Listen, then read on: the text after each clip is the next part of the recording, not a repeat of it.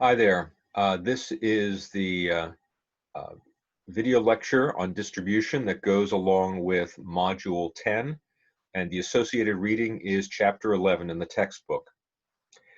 Distribution is something a lot of people don't really think very much about when they're talking about marketing, and that's unfortunate. It's actually extraordinarily important. It is not, however, the most glamorous aspect of marketing. When people think of marketing, they usually think of sales and advertising, um, less so about, let's say, pricing, and certainly less so about distribution, but it is extraordinarily important. When you launch a product, the two things you absolutely need is one, to get famous, to get the word out about your product, but also to get it distributed, because your product can be as famous as anything else, but if people can't get it easily, that's going to be a huge issue. Um, when we look at various marketing channels, and by this we mean distribution channels, they are sets of independent organizations involved in the process of making a product or service available for use or consumption by either the consumer or the business user or customer. Um, and it's an extraordinarily important thing to establish strong marketing channels. Um, these channels affect other decisions, such as in the marketing mix, such as pricing. For instance, if you decide you want to distribute through Walmart, well, that's going to affect your pricing. You're going to have to give them a very low price because their value proposition is everyday low prices. It's certainly going to affect your promotion, your marketing communications. Uh, Telling people where to get it, and also being positioned to work well with that uh, distribution channel. And if you have a strong distribution system, that can be an enormous competitive advantage. That's why so many products try to get distributed through distributors like Walmart or any other that is valuable. A lot of products try to get distributed through Amazon. Again, they are sort of they're the Hercules or the Goliath of online distributors. And when you are dealing with these companies, you have to understand that you're involving yourself in long-term commitments. Um, you don't you should not switch distributors lightly, um, because these are going to be based on long-term relationships and commitments. And if you jump away from a distributor, it's going to be very difficult to come back. Unless you have an extraordinary product, that is in such high demand. So it is therefore the most difficult part of the marketing mix to change. It's just when you hear a new marketing manager coming in or a new marketing director, they usually want to change the advertising because that's a relatively easy thing to adjust. They don't usually rarely touch the pricing too much, and they almost never change the distribution. So now these distribution or channel members do add a certain value. I mean, obviously they have the physical distribution, the stores or the websites, and they've advertised and they've promoted so they can bring people into that website or to their various locations. Um, they also certainly wholesalers provide transportation and certainly warehousing, special storage. For instance, there are certain products that require unique types of storage. The most obvious things would be products which require freezing or refrigeration. Obviously food, but maybe other products as well. Um, Cigars, for instance, need to be kept at a certain humidity, and actually various retailers or wholesalers will have humidor rooms to make sure that they're maintained at the appropriate level of humidity. If you, for instance, if you're a restaurant that serves lobster, you have to have lobster tanks and be certified for animal handling, because lobsters tend to be, Yes, you do have frozen lobster, but live lobsters have to be taken care of, and you don't want your lobster to die on you until you drop it into the boiling water uh, to serve it. In addition, distribution members or channel members provide information. They gather and share information about the demand. They're telling you how much product is demanded under what conditions. They'll tell you about their customers and their consumers, and even tell you about their competitors. Uh, I think I may have discussed previously how we learned about some troubles that our competitor was having. I think I talked about dropping the bottle, the glass bottle in a plastic envelope, and that information came from distribution, a distributor down in, I believe, North Carolina. Obviously, they also provide promotion. They promote your products because they want to sell them too. And you see, things like the Sunday sales circular or other online promotions, things like that. And also, they have a unique opportunity to match products to customers or customers to products. They often actually know customers better than the manufacturers because they deal with them on a personal level.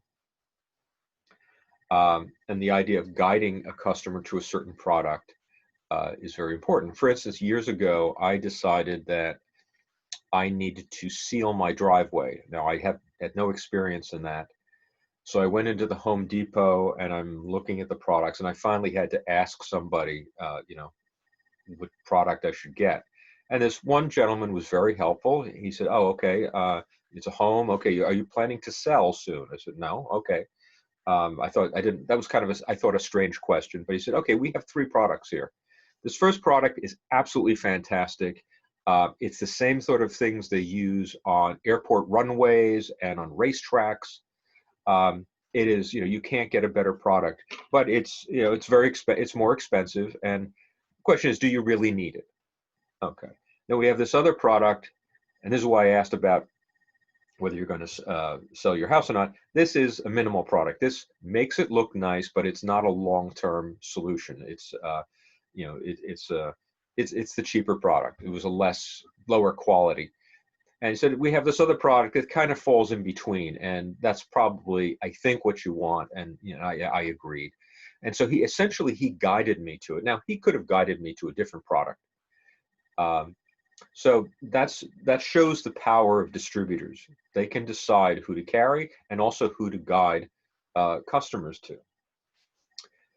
So they tend to know their customers' needs and preferences accordingly.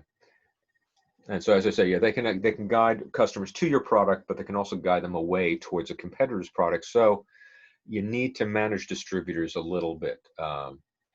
One thing is to give them training on your product, if appropriate, if it is that kind of product. For instance, years ago, I also needed to retile my shower. The previous owner had put, I was amazed, put tile on it, but it was backed by styrofoam, and it was the most flimsy thing. And so I had to, I decided I went down to a bath and place, where they had tile and fixtures and toilets and sinks and things, looking for appropriate materials. And this one gentleman told us about a material called corian. Actually, it was plastic, but it felt like marble. It was, hard, and we could get it in sheets and have it cut to the appropriate size. And so instead of having tiles where you have grout, where you have to clean the grout, it would be one sheet. And he was very knowledgeable. And I said, boy, you know an awful lot about this corian product. I said, well, yes. DuPont gave us an opportunity to go to what they called Corian School. For 2 days, they actually trained people on retail sales reps on the product. So I thought, that was kind of a smart thing to do. So since he committed 2 days of his life to learning about it, he certainly is going to try to sell it, assuming it's a reasonable product. Anyway, we have various types of channels. There is, of course, a conventional type of channel where we have a producer or manufacturer who will sell his or her product to a wholesaler, and wholesalers are they have warehouses and they have distribution centers, and they will often distribute to retailers, and these are the stores that you will the consumers will go to. So it's from producer to wholesaler to retailer to consumer. Now, admittedly, some retailers are big chains, and they means they kind of bypass the wholesaler. They're both the wholesaler and the retailer in one. But essentially, this is the conventional channel for distribution, and it's been that way for for many decades, if not centuries. We also have what's called a direct marketing channel, where produced goods are sent directly to the consumer. And you think of catalog sales, like LL Bean. They send out catalogs to their consumers, and if people like it, they can write in, fill in the catalog sheet or go online and order it, and it goes directly from the factory to the consumer. And of course, a lot of online shopping falls into this category. However, not all. For instance, a lot of people say, well, Amazon is an example of this. Not really, because Amazon is not a producer of goods. It is essentially an online retailer. So, many products you'll buy on Amazon were not made by most actually are not made by Amazon. They do make a few in the print-on-demand book area. That's kind of an exception, but in the 99.9% of the products, they're produced. They're more a conventional distribution channel. They just happen to be online. But for instance, some examples I could go to. If I want a computer, I put in what I want, and they will ship it to my home, and that would be an example of a direct marketing channel. Or in an earlier time, as I said, like LL Bean or other manufacturers who have set up this sort of channel, and some companies admittedly will use both. And then we have something called VMS, or vertical marketing channels, and this is has to do with, this is a sort of a vertical integration model, where the producer, the wholesaler, and the retailer are essentially all in one.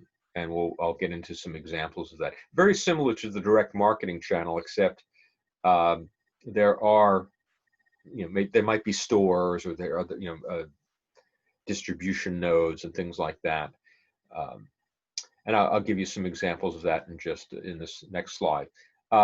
Essentially, there are three types of vertical marketing systems. First is called corporate VMS, and we have some example here. I think a great example is Valero. Valero is a company that drills for oil. They pump the oil out. They take that crude oil and send it to their refinery, where they refine it into gasoline, and then they ship it and sell it at gas stations. Many of you may have seen Valero gas stations. May have purchased gas from there. They are completely vertically integrated. They don't. They may occasionally use some outside, outsource some things, but essentially, from the oil well to your gas tank, it's completely vertically integrated.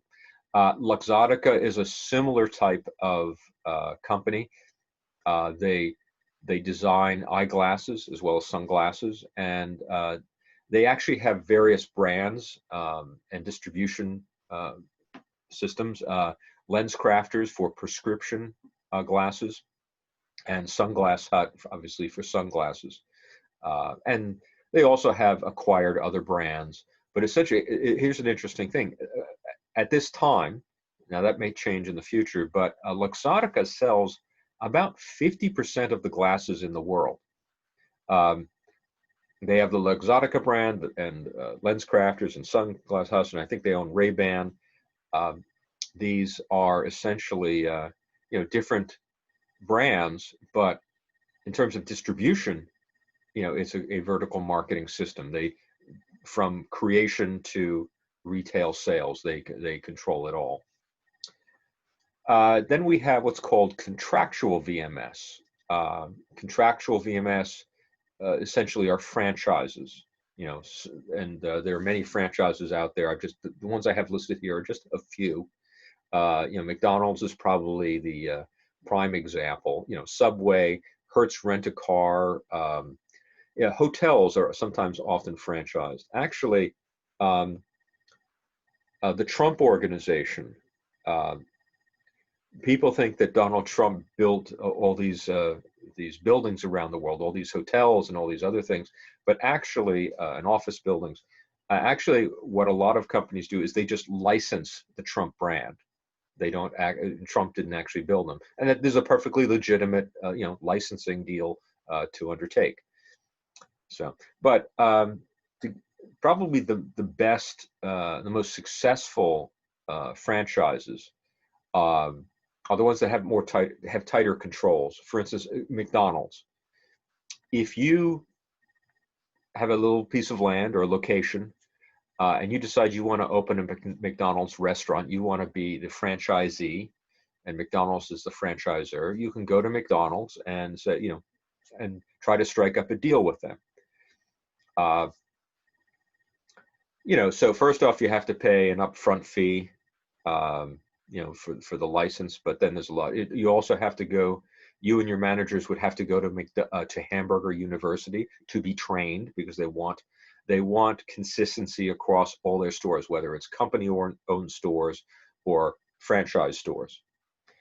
You will then have to construct your restaurant according to the McDonald's specs. If you notice, all McDonald's, most of McDonald's look alike, and every few decades they actually redesign themselves. I actually remember when there were actual literal golden arches in their restaurants. Now it's just pretty much a logo. But then you also have to buy McDonald's ingredients, the lettuce, the patties, the special sauce, the buns, and you have to do that. And then of course they get some sort of commission, or annual. I don't know if it's an annual fee or a commission. And you must adhere to the McDonald's rules if you are a franchisee. I think you may have some options to opt out of some of the promotions, but I don't think that's encouraged. Now, you might discover in your local market, maybe, for example, there's a huge demand for sushi. You can't develop your own McSushi.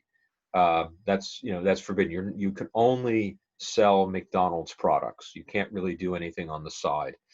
And there actually are business people who actually are serial franchisees. They will, have multiple McDonald's franchises, and some will even have go beyond McDonald's or other. I knew of someone who owned some McDonald's franchises, some Subway's franchises, and I think some other restaurant franchises. So that was kind of an interesting way to do business. And then we have what's called administered VMS. And this is where one member of the distribution channel has so much power, they can pretty much enforce the way things are done. In the cases of manufacturers, it might be Procter & Gamble or GE or Kraft. These are very large and powerful manufacturers, have wide ranges of products that are in high demand. Procter & Gamble in particular, they are sort of, they're known as sort of a marketing powerhouse. It's sort of like if you wanted a real, almost like a graduate degree in marketing, go to work for Procter & Gamble. Also, you may have retailer-led VMS. Walmart, Home Depot, and Barnes & Noble are examples of this. If you want to sell your product through Walmart, you must do it the Walmart way. You must use pallets of a certain size. You must use, because they want to have as little air in the truck as possible. You must obviously give it to them a certain price. Your products boxes will have to be certain sizes to fit on their shelves in a certain way. Same thing with Home Depot, Barnes and Noble. There are certain standard book sizes, and that fits Barnes and Noble's shelf sizes. And they'll expect it to receive it in a certain way, and they set the terms. The powerful person in a relationship, or most powerful party in a relationship, gets to set the terms, pretty much. You also have occasionally horizontal marketing systems, and this is actually when you have competitors. These are arrangements where firms at the same channel level will work together. And often they are competitors, but they find it advantageous to cooperate. And some examples of this would be like airlines. Imagine for a moment that you're an airline and somebody's come to you and they're going to have a vacation and they want to go to London first, and then let's say they want to go to Belgrade and then come back to let's say Newark Airport. And your airline has flights to Newark, and you have flights to and from Belgrade. Great. But you don't have any flights in between London and Belgrade. What are you going to do? If you can't provide a solution, that person isn't going to go with you. Now, no airline has every route, so airlines cooperate. So there is somewhere another airline that has flights between London and Belgrade, so they will book you on that flight, on their competitor's flight, in order to complete the sale. And it's sort of not exactly a bundle, but they will put together a package of flights for you so you can have your trip, even if that means booking you on a competitor's airline. As long as at least one part of the trip is on their airline, that's fine. And that helps them. That helps everyone. So this is a group you wouldn't know about. This is called Pagebound Success. This is actually a series of authors who actually co-promote each other's books. Now, technically they're competitors, but people can read more than one book, and often many of the authors in this group are not competitors because, one does science fiction, another one does mystery, another one does history. So, they can cooperate. So that's very helpful. And then you also have sort of hybrids, sort of like Amazon obviously sells other organizations' products, and they cooperate. Netflix, which is the streaming service. For instance, think about Netflix. Netflix actually competes with CBS and other traditional networks.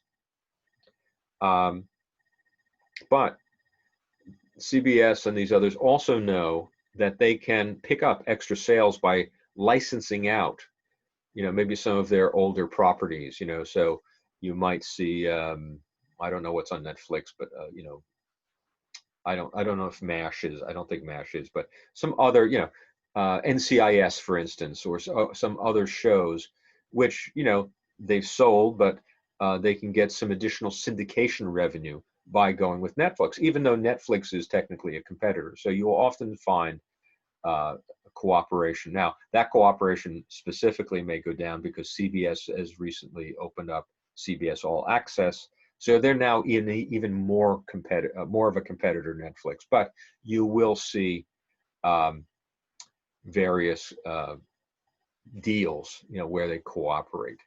I think actually all the Star Trek series are on Netflix and CBS All Access. So now some of this is part of because of previous contractual relationships, but we'll see if we'll all, and there's actually a lot of, I think in July of 2020, Peacock is coming out, which is the NBC version of a streaming service. So there has been some cooperation. Will this cooperation continue? We'll see. But the idea is you can cooperate with competitors sometimes, as long as you're not cooperating on price. No price fixing. That's an antitrust violation. Yeah. Some other channel issues: exclusive distribution. Many distributors will want to be the exclusive distributors of your product. So if people want that product, they have to come there.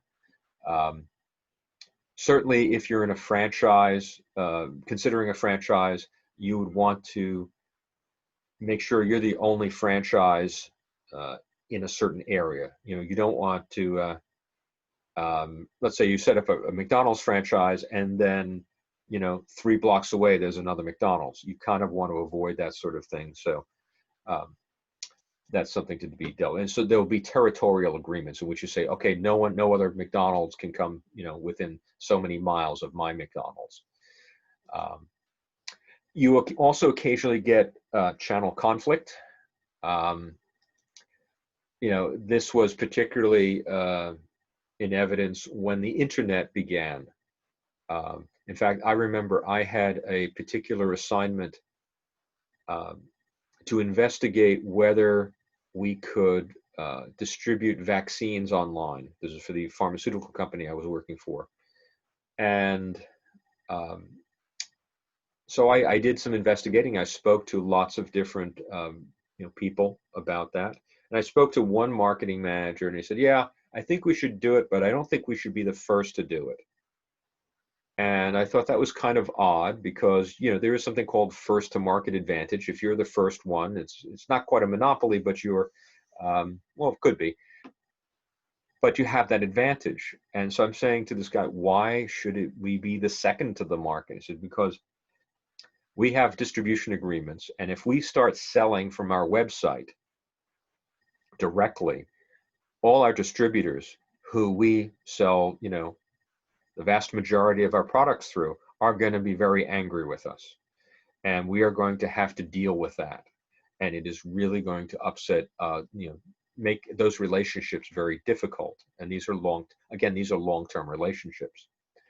Now, the way some companies solve that is they actually make their online prices just a little bit higher to give the local distributor some advantage. That is one way of dealing with it. I'm not saying that's the way it's always or even usually handled, but that is a way to deal with it. I don't know how many of you are familiar with Tupperware. Tupperware, these sort of plastic resealable containers, putting in things in the refrigerator and so forth. The way Tupperware was traditionally sold, it was through something called Tupperware parties. A salesperson, usually a woman, would find a customer who would be willing to host a Tupperware party. And it was a social thing, but also it would be a product demonstration and orders could be taken. And this was the way Tupperware was sold. At some point, the Tupperware organization said, I think we should also sell in the outlets. And that really, of course, upset the Tupperware sales reps, who now are competing. Why have a Tupperware party when you just go see it in the store? In the same way, Avon Cosmetics, there used to be sort of an iconic sales representative, a woman. They called her the Avon Lady, and she would be, a sales rep who would come to the door. This is when door-to-door sales were much more common, much more allowed. Many municipalities have outlawed door-to-door salespeople. People just walk up to your door, knock on, and say, "Hey, I'm selling this." But the Avon Lady was iconic. Their motto was Avon calling, and many women had purchased their cosmetics through these Avon ladies, and that's what they were called, Avon ladies. And they had relationships, and they would repeat sales that way. And now Avon also went retail, and so the Avon Lady, I believe, has disappeared. Again, I'm not an expert in the cosmetics area, but you can see this channel conflict can be problems for certain people, and a lot of people resist having a product that they distribute being distributed by not simply a competitor, but a competitive, way. And there are creative ways to distribute products. One of my favorite products in terms of distribution is something called Trails End Popcorn. And they have a unique distribution system. Their sales reps are, it's actually back to door-to-door sales. Boy Scouts and Cub Scouts. It's used as a fundraiser. And they have a wide range of product. I particularly love their chocolate-covered popcorn. I used to buy loads of tins of that particularly for Christmas. And people couldn't resist. My son was in the Boy Scouts, and one year he sold $2,000. Actually, several years he sold $2,000 worth of popcorn. That's pretty good, And you have a whole troop or a pack selling that, and then you have districts and so forth. And if you can, one of the big challenges is to find alternative forms of distribution that are not brick and mortar retail and not online. I mean, those are great, but if you can find another way to distribute, that would be great. Through distribution, we also want to match manufacturing to consumption. There are mathematical models they try to do this with, and of course you need data for these mathematical models. You don't want to produce too little. Manufacturers don't want to produce too little because obviously there's sales to be made, but you also don't want to produce too much, because then you've got, particularly if it's a perishable product, then you're stuck with that product. It may expire, which means it can't be used, or it just may sit around for a long time, in which then you develop cash flow problems, or at least the retailers do. And those retail problems can become manufacturers' problems as well, because if you've got retailers who want to return product because they can't sell it, that's an issue, and they're certainly not going to take on more. So if with the data that you get from retailers, you can help match manufacturing to consumption. For instance, most manufacturers know that much of their business is seasonal for various reasons. So we have production variation costs. We also have warehouse costs. If you've manufactured too much, you have to warehouse it, and that costs money. So what ideally you'd like to have is you'd like to have the most minimal warehousing costs you can. We also have to deal with return policies. I'm sure many of you have returned products. How do you return, how long do you have to return products? I mean, if you think about it on one level, a lot of retailers would just like to say, no, you buy it, that's it, you're done. But obviously that's not overly practical, because consumers feel more comfortable buying a product if they know if there's a problem with it, or if they know there's something wrong with it, or they just don't like it, they can return it. And so it's sort of if you have two stores, one has a no returns policy and the other has a return policy, which one are you going to buy from? All other things being equal. Now, of course, the problems are, well, how long? Could somebody return something they bought years ago? That really throws things, because that thing they're returning might no longer be in style. It may no longer even work. It might, maybe it just got used. And there is this thing where people buy things to use and then return them after they're finished using them. I know one example of things like prom dresses. Young ladies would buy prom dresses, go to the prom, and afterwards they would return the dress. I used to work, in photography production, and we would have stylists. If we were going to do an ad, the clothing stylist would go out and buy a ton of clothes for the model, and then they pick what they are. And basically what our stylist did was, the outfit that got used, we kept that, but all the others got returned. And this, of course, is can be somewhat of a problem, and that's why many organizations have time limits. You have to have your receipt. Maybe some will say you can return it for store credit, so you get credit for it, and that credit you can use to buy another product. Exchanges are another example of that. There are some stores that say, no, you can't return it, but you can exchange it for something else. So, which is, you buy something for somebody and it's the wrong size. And I remember somebody bought me a shirt and it was completely the wrong size, and so we exchanged it. So that's something a retailer needs to manage. There are also various logistics functions.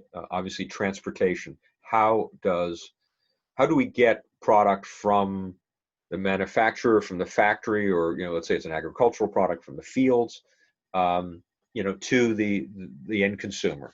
At least to the retailer. So transportation issues are part of it. Warehousing. Where should we put our warehouses? Should we have one large centralized warehouse, or should we have a bunch of regional warehouses? How much warehousing do we need? Do we need special storage? I think we mentioned that before, things like that. And that needs to be managed. Inventory control.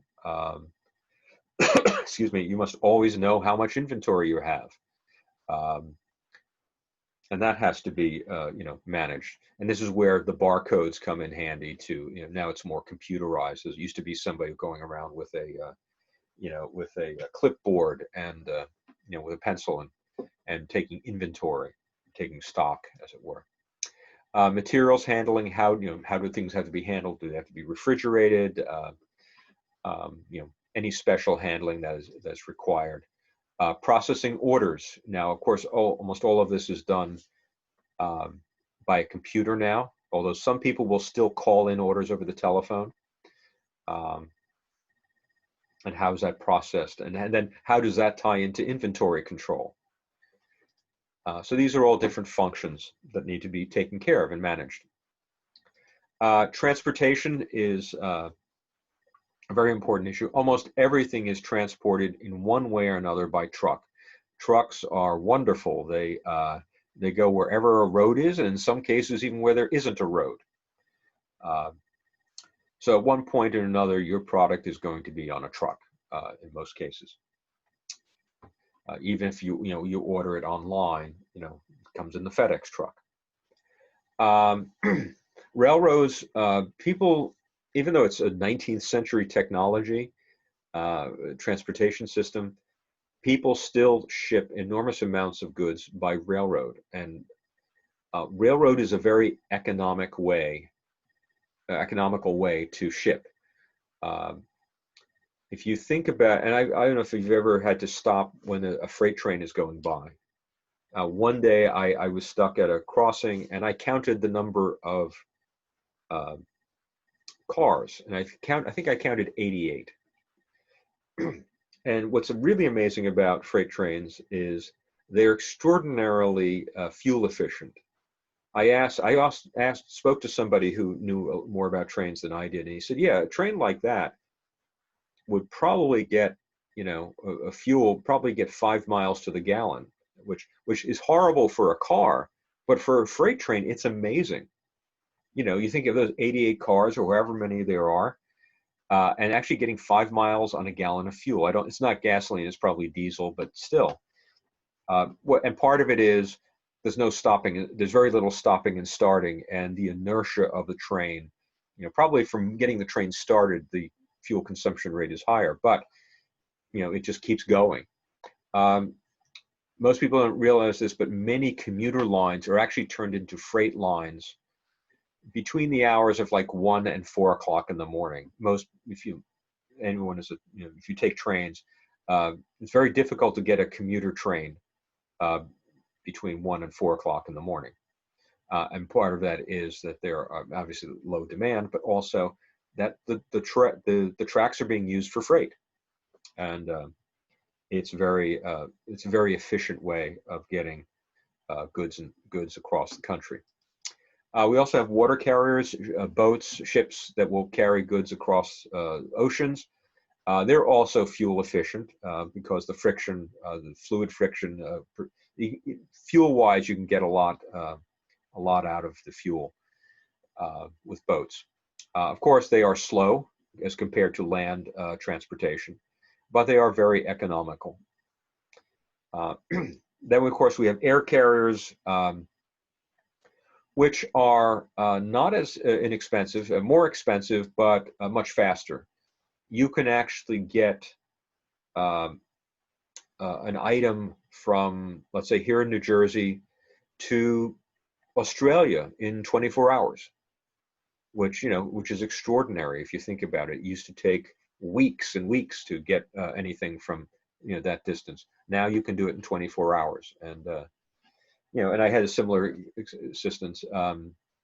Actually, I had to ship something to India one time, and it took 24 hours to get to India, but it took another day to get from the location in India, which is probably a major city, to the location. So it was the last 3% of the trip that took half the time. And that's the advantage of air carriers. Now, obviously, you would not want to do a lot of shipping by air carrier because it's very costly.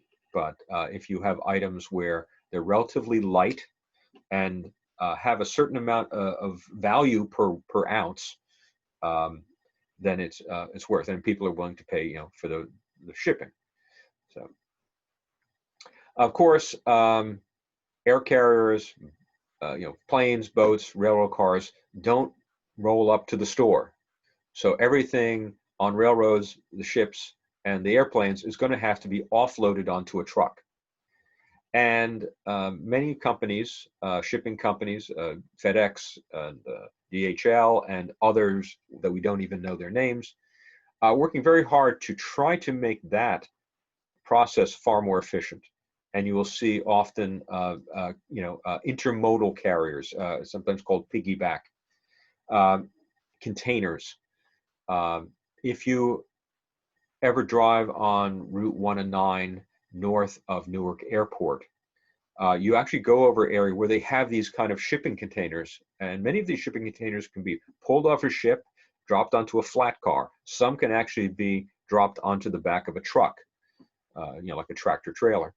And this means you don't have to unload a lot of these containers. As long as you're tracking what's in what container and those container doesn't go in the wrong place, it's a great system. So,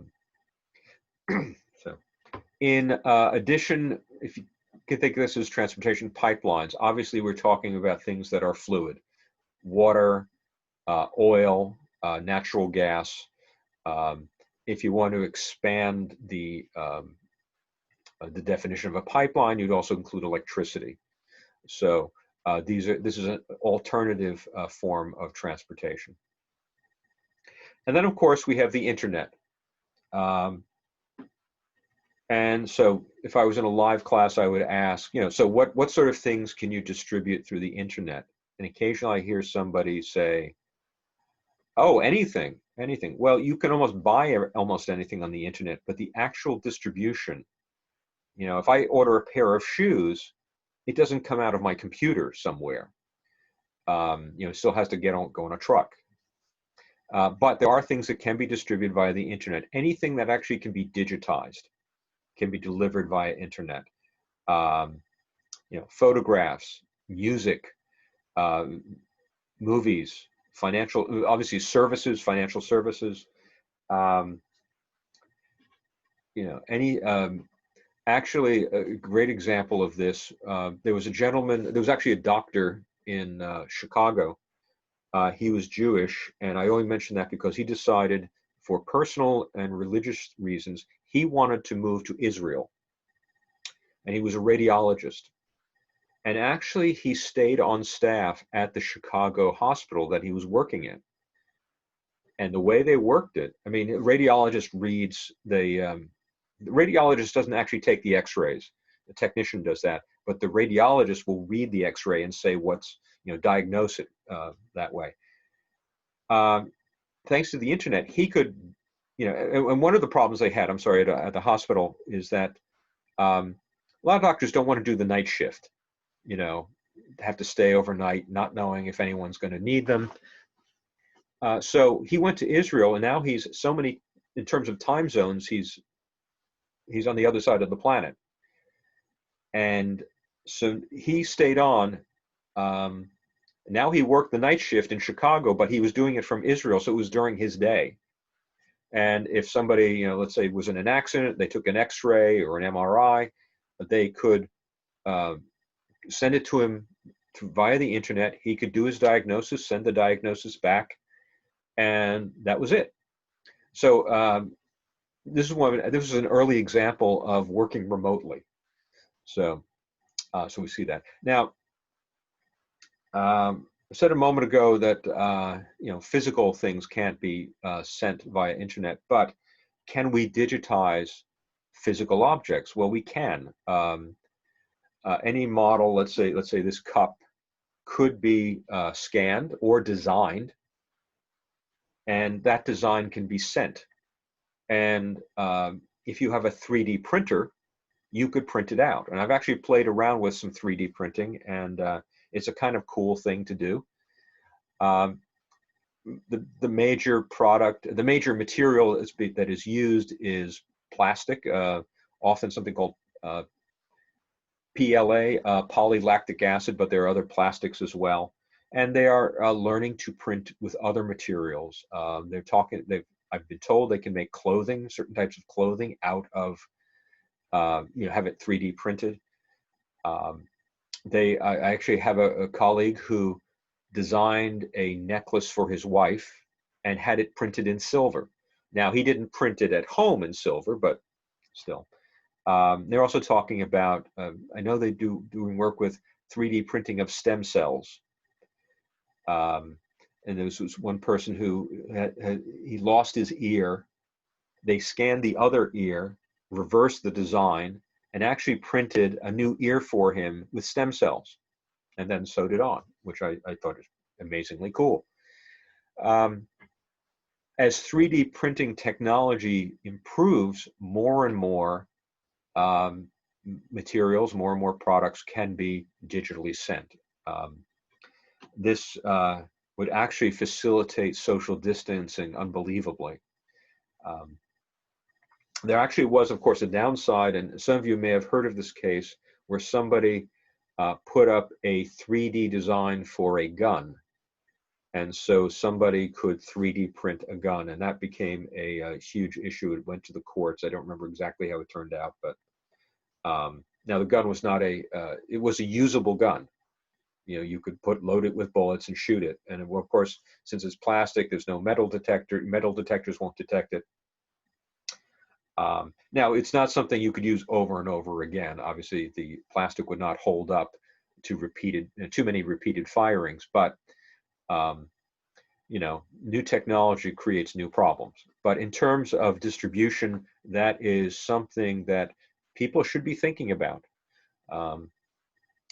So anyway, moving on. Some other transportation issues, can we receive goods dependably? A lot of economies that are in trouble, that often have had a lot of difficulty, is where products were not delivered in any dependable fashion. Maybe I'll get it tomorrow, maybe I'll get it next week. When you choose a distributor, you want dependable distributors. Obviously, the cost, and we talked a little bit about the cost when we talked about the different modes of transportation. I want products to be delivered as cheaply as possible.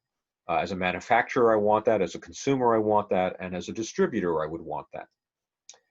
Obviously, the speed of delivery is another factor. How quickly can we get it? Of course, the quicker, like by using an airplane, that could be an issue. There has been a lot of talk lately about using drones, and that might speed up delivery. Obviously, again, we're in this is July. I'm recording this during July 2020, during the coronavirus pandemic. Using drones would allow for social distancing. You wouldn't have a delivery person coming up to your door. They've talked about this for distributing life-saving pharmaceuticals, and as well as other things. I'm not a big fan of drones in terms of that. I think this is going to lead to some problems, but and again, that's just a personal opinion. That is another transportation option, and it might include, improve the speed of delivery. Maybe you have a truck go to a certain area, and then the drones, deliver to the various people who need things in that area. And that's something they'll work out, you know. Uh, Accessibility, how accessible is transportation, and various transportation modes? That's another issue. What are the capabilities of these transport things? Um, certain products don't transport well. Cement is not a big something it transports, but I read the other day about somebody who developed a train car, um, uh, that will actually specifically designed to transport cement. So cement is not something, because of its weight, is something you want to distribute too far. But the capabilities are being developed, whether it's drones or special train cars or these piggyback containers.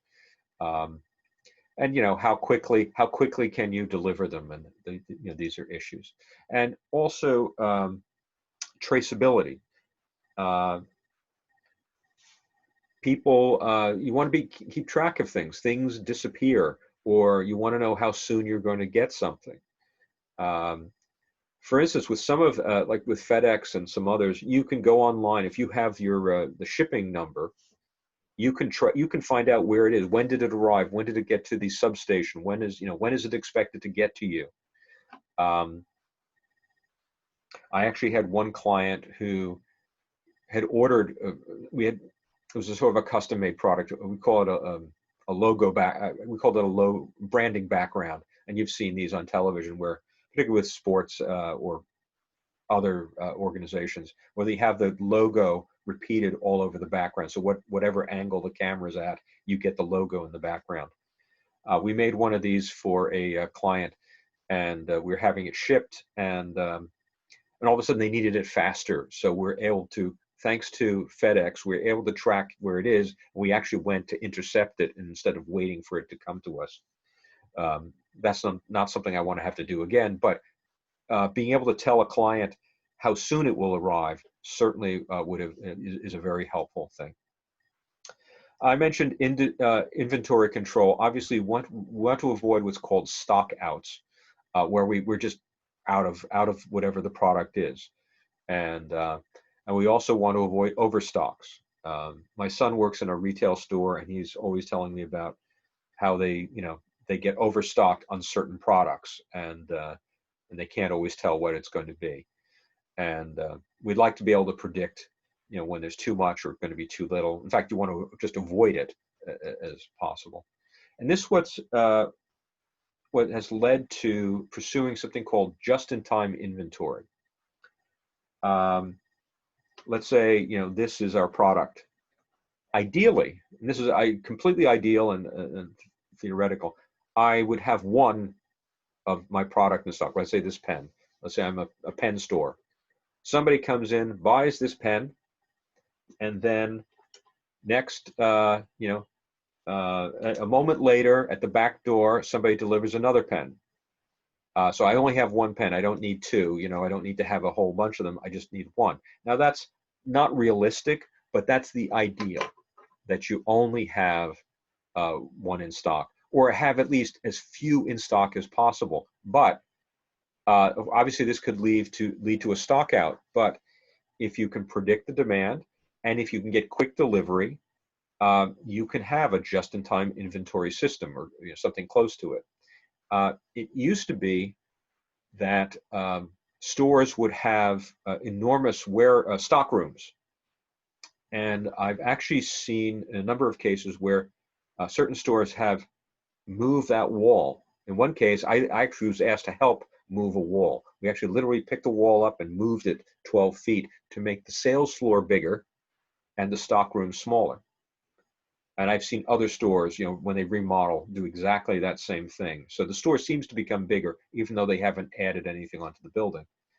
And the idea is that you keep the stock room. Any product in the stock room is not available for sale yet, unless somebody goes and gets it. Occasionally, maybe in a store, you've asked somebody a sales representative or sales clerk, to go and check in the back room. Many stores don't have back rooms.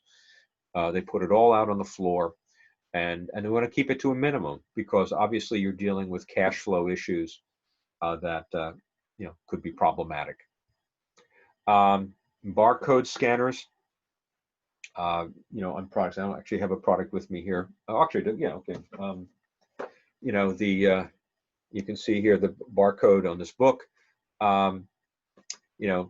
Somebody scans it, and that goes into the computer. And it was essentially used for inventory, but it has additional uses, and I'm going to talk about that in a moment. So when you sell one, you scan it, and so how you can look at a computer readout, and you can see exactly what your inventory is. And then you can decide, what you want to reorder. This is a relatively new area. It's not completely new. It's called radio frequency identification, or RFID. And actually, there's a video. I'm not going to include it in this video, but I will try to put it up in the module. Essentially, it talks about it's an ad for RFID from IBM. What radio frequency identification is, it's a chip. And so again, I don't really have any, well, let's say it's your back room, and you're back at the back of your storeroom, your delivery entrance. Delivery comes, and in comes a box. And the idea is that in that case is a chip. And at the door, there is a RFID scanner. And essentially, the chip tells the scanner what's in it. So if I could translate it to English, it might be the scanner says, "What are you?" And the box says, "I'm a box of 12 Nike sneakers, and here are the sizes that are there." So that could be very, very useful. The idea is it reduces human interaction, so it becomes a much more efficient system. What many companies are trying to do is also have that work at the front end of the store, where people take things out and you don't need to necessarily do checkout. Now, if you've seen people have gone from manned checkout to unmanned checkout, and RFID ultimately would like to have no checkout. You just if you take it out, it'll be scanned automatically, and that's what's kind of portrayed in the IBM video. And I will try to put up a link to that here. If I put it in this video, it'll be flagged by YouTube, so I don't want to do that. And accessibility to your inventory. You always want to have accessible inventory, and that's why you don't want to have big storerooms. And I think actually those bullet points are repeats from a previous slide, so forget about that. Now, so thinking in the store, you want to have, let's say you decide you want to stock up on a particular product. Okay, so you order, and as you start to sell your product, your inventory levels go down, at which point you would want to reorder, and then hopefully the inventory will go down as you sell more. And this repeats itself. And this is called a sawtooth pattern. Now, you don't actually want to wait until you're out of product. So you want to order at an earlier point. How early should you order? Because again, you don't want to get overstocked. And a lot of it depends upon how quickly you can have product delivered. If it takes 2 days, okay, you want to order 2 days before you get to zero. You might want to order 3 days just to be safe. If it takes 2 weeks to get a product, then you want to order 2 weeks before you get to zero. 2 weeks is a lot, but for some products that might be appropriate. So we see this sawtooth pattern. And it used to be that somebody would make a visual inspection of the inventory, and on a clipboard would write down what they're low on, and decide what to order more of. Now, more recently, it has become more automated, and we'll talk a little bit more about that. So also a question is, are these deliveries on demand or are they regularly scheduled? Are we going to get a shipment every week or every 2 weeks or every day? Or do we have to actually initiate the order?